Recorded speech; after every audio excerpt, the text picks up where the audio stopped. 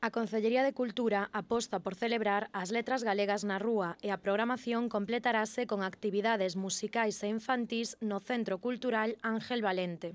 Este ano dedicado a María Victoria Moreno, que é a cuarta muller que se lle adican ao Día das Letras Galegas despois de que se empezou alá por o ano 1963, que se dedicaron naquel momento a Rosalía de Castro, é unha galega de adopción e, neste caso, a Concellería de Cultura aposta por celebrar a Festa das Letras na calle, aposta por celebrar a Festa da nosa lingua na calle, por celebrar o Día das Letras Galegas na calle.